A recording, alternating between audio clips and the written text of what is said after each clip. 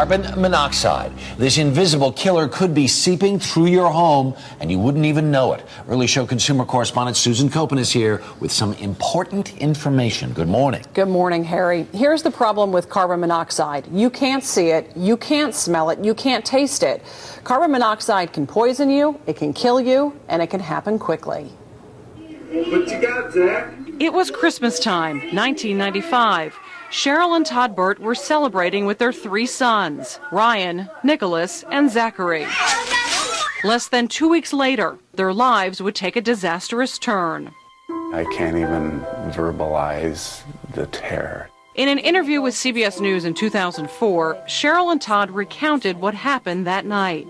It was freezing cold. The furnace was on full blast. Baby Zach couldn't sleep. I couldn't pick him up to rock him back to sleep. I was that weak. I was that dizzy. I was that sick. And he couldn't hold his bottle. Cheryl and her family were being poisoned by high levels of carbon monoxide. It wasn't until 1 the next afternoon that Todd woke up to a silent house. I went up the stairs, and first thing I did was check on the baby. When I picked him up, he was dead. And that's when the shock hit me. It's like, oh my God, what is going on here? Todd also found his middle son, Nicholas, had slipped away. This is like a domino thing. I went to the first one dead, second one dead. And when I got to my third child, Ryan, the oldest, his eyes were open. 911 emergency. Hi, I need some help. What's the problem, sir? I think I got two boys in bed that are dead. Could it possibly be carbon monoxide poisoning? I don't know.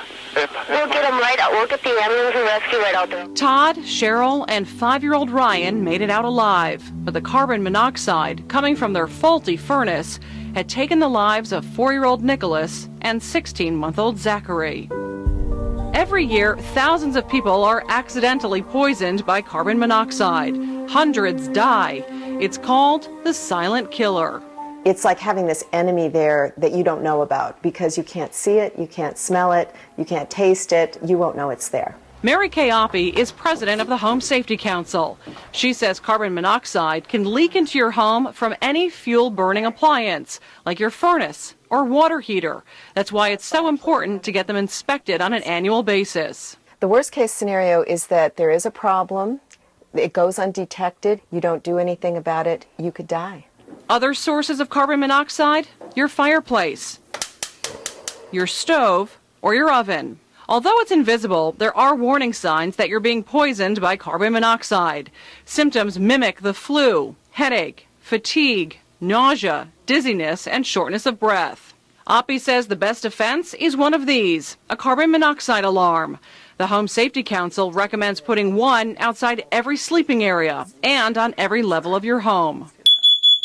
I was just in complete panic. But Corinne Sikoria will never forget the morning the carbon monoxide alarms in her house started going off.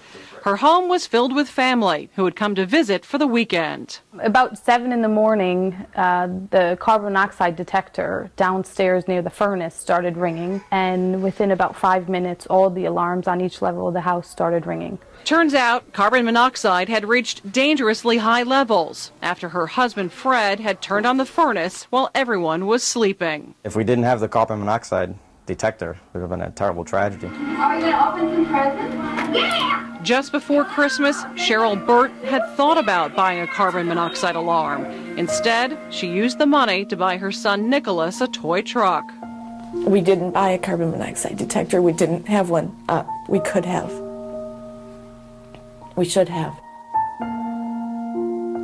Cheryl and Todd are no longer married, but they continue to work together to get the word out about carbon monoxide poisoning. And they helped pass a law in Minnesota requiring homes to have carbon monoxide alarms. All right, we have several of these alarms here. Tell us about them, different price ranges, different... So let's start over here. This is a very simple alarm, carbon monoxide alarm. This is only $10. Okay, so that's very cheap and easy to install. Runs on batteries? This one runs on batteries. This one is really neat. This one actually plugs in to the wall, and it has battery backup. This is what I use in my house. Okay, very simple to use. $60. Oh, a little, okay. Then we move over to this one, which is $100, but this is a combination alarm. It's a smoke detector and it's a carbon monoxide alarm, and it's also wireless, so you can connect this to all the alarms in your home, so when one goes off, they all go off. Terrific. Susan Kopen, thanks. You're watching The Early Show on CBS.